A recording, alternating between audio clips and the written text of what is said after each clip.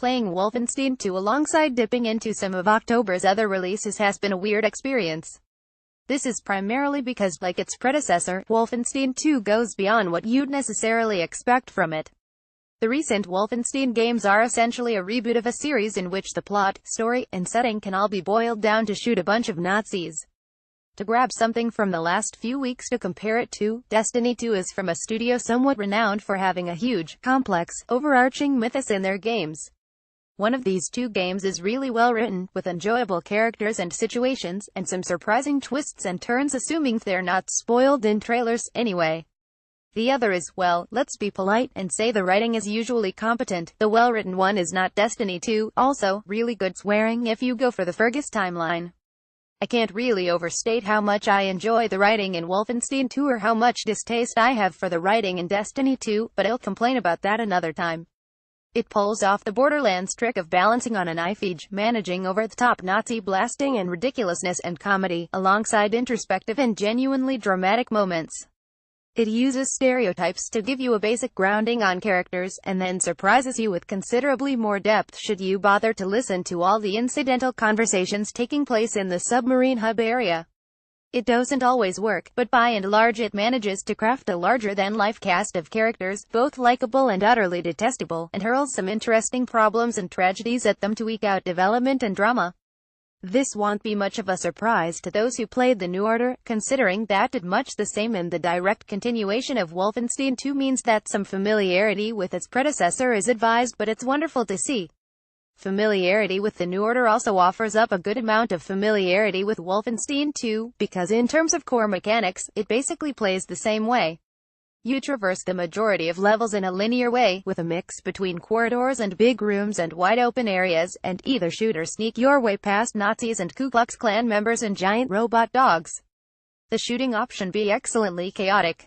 Stealth is indeed possible, and while it's the stronger of your two options, allowing instant kills on enemies that would otherwise be bullet sponges, it's also by far the more difficult. The likeliest outcome is that you'll start off stealthily, pick off a few enemies with joyously gruesome takedown animations, and then switch to going in guns blazing, because you're almost certainly going to get spotted before long.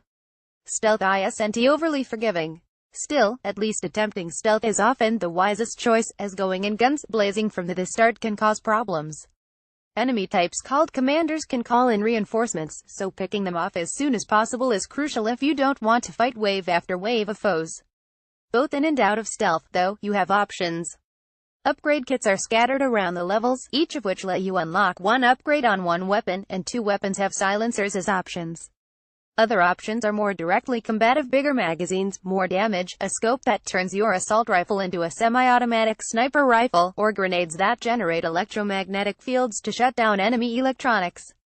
More scenes like this, actually seeing the bits of Reichified America that aren't war zones, would have been nice. Neatly, there's also a perk system that offers bonuses based on your playstyle. Achieving particular feats gets you permanent upgrades that relate to those feats. Getting headshots increases your aim down scope accuracy, while stealth kills increase your crouch movement speed.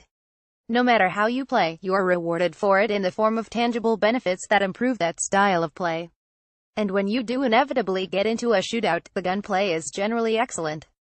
Honestly, a bunch of the weapons feel a little weedy to my liking, but this is largely to balance out the raw damage you can dish out by dual-wielding whatever the hell you like. Put an assault rifle with the armor-piercing upgrade in one hand and a submachine gun in the other hand, and just run at people. Alternatively, just go for akimbo automatic shotguns and murder the living fuck out of everything. Wolfenstein 2 has very, very good shotguns. Choice, then, is the New Order of the day. This actually extends as far as the setting intro, where you get to revisit a bit of the New Order and determine which characters survived. This, too, changes a surprising amount while the levels and gameplay remain the same. It replaces one weapon in the game and changes a whole lot of cutscenes and dialogue to reflect the alternate character. It's not a case of the same cutscenes with slightly different dialogue, but different ones. So, hey, some replayability. I'm pretty sure that, if you look like that, you may actually be dead. Most of the complaints I have about Wolfenstein 2 are honestly pretty minor. The way it mimics eye exposure is kind of annoying. Standing in a brightly lit area means you can't see anything in darkness, and with the American setting, I'd have liked more bits in populated cities rather than a few destroyed areas and a bunch of Nazi outposts. I have quibbles with the range in which you automatically pick up items, and wish it was a bit wider. Conversations with non-major characters tend to be horrifying experiences with unblinking mannequins. And while some mid-game upgrades purport to give you different routes through levels, this is only used on occasion. Most of the time it's just a case of finding a different type of door to get you through to the next bit. One thing that I feel is genuinely problematic, though, is the game's obsession with collectibles, most of which are hidden really rather well. Just ignore them, you say, and this is certainly a thing you can do when it comes to star cards, albums, and gold, and, to a lesser extent, the newspapers, postcards, and documents that flesh out the world and the characters. But it's a lot harder to do with the aforementioned upgrade kits, which are often quite cunningly hidden. This stuff isn't highlighted on screen overly well and only sometimes appears on your map and will erroneously highlight ones you've already picked up, if you found them before they were added to your map, and scouring a cleared area for things you missed is a bit of a painkiller when you want to get on with sneaking and shooting your way through more Nazis.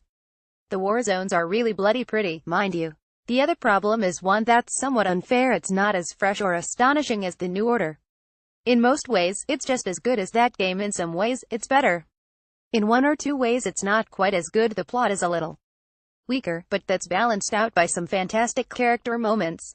But the New Order's quality was a genuine surprise to me, and Wolfenstein 2 being a really enjoyable single-player shooter with really excellent writing is less wow, this is great and more okay, so this is great too, but that shouldn't dissuade you at all, because it is great.